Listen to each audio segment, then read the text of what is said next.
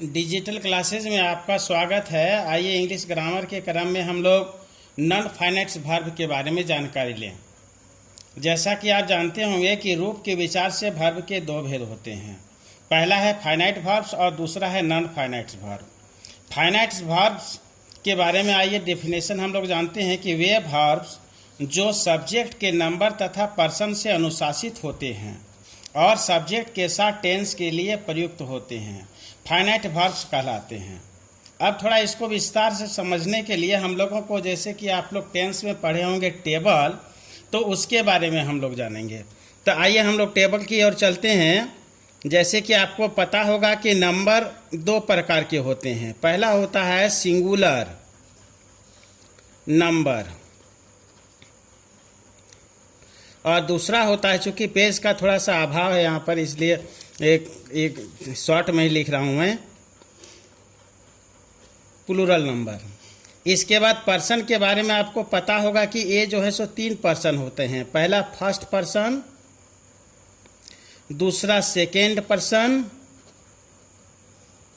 और तीसरा होता है थर्ड पर्सन।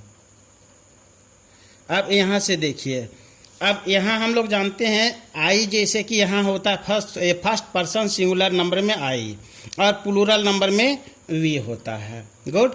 अब इसके बाद फिर सेकेंड पर्सन में होता है आपका यू, सिंगुलर में भी और प्लूरल में भी यू का ही प्रयोग होता है।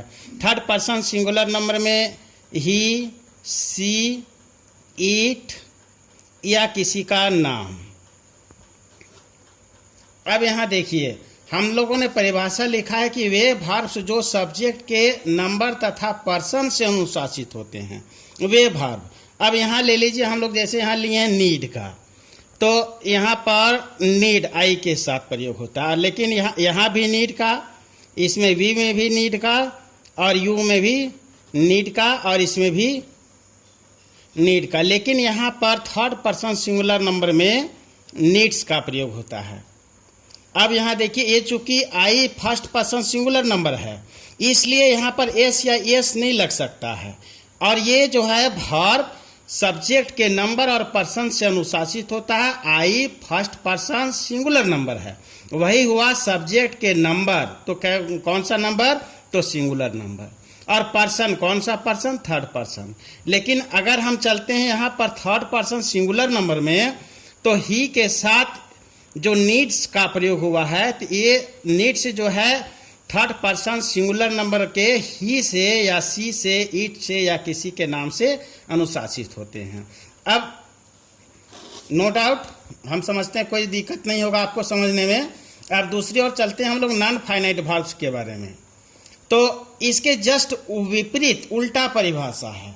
ये परिभाषा है कि वे वर्ब्स जो सब्जेक्ट के नंबर तथा पर्सन से अनुशासित होते हैं और सब्जेक्ट के साथ टेंस के लिए प्रयुक्त होते हैं, फाइनाइट वर्ब्स कहलाते हैं। लेकिन इसमें उल्टा परिभाषा इसका है, केवल नहीं जुड़ता है। जैसे आइए देखते हैं कि इस तरह से है, नॉन फाइनाइट वर्ब्स वे वर्ब्स जो सब्जेक्ट के नंबर तथा पर्सन से अनुशासित नहीं होते हैं, यानी फाइनाइट वर्ब में अनुशासित होते हैं और नॉन फाइनाइट वर्ब में नहीं होते हैं, या सब्जेक्ट के साथ टेंस बनाने के लिए प्रयुक्त नहीं होते हैं, नॉन फाइनाइट वर्ब कहलाते हैं।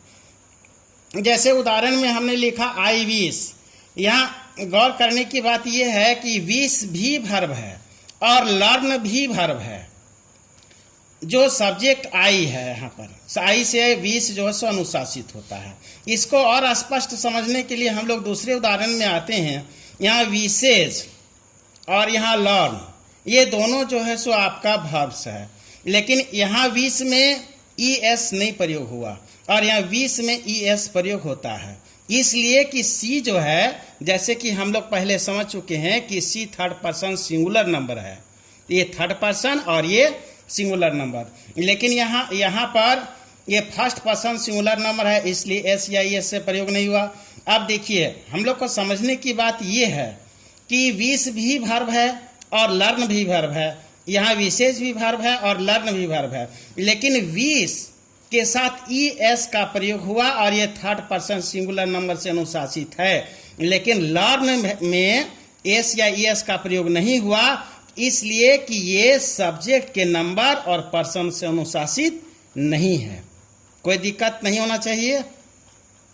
और अब इसको देखा जाए, हम लोगों को इंग्लिश ग्रामर में फाइनाइट वर्ब्स के बारे में विस्तृत रूप से चर्चा जो सो जूनियर क्लासेस में होते हैं, लेकिन सीनियर क्लासेस में मैक्सिमम देखेंगे कि नॉन फाइनाइट वर्ब अक्सर परीक्षा उपयोगी होते हैं तथा बोलचाल की भाषा में भी अधिक उपयोग होते हैं, जो हमारे लिए बेहद जरूरी है। और इसके जो है सो 3 प्रकार हैं जो हम लोग पढ़ेंगे इसमें।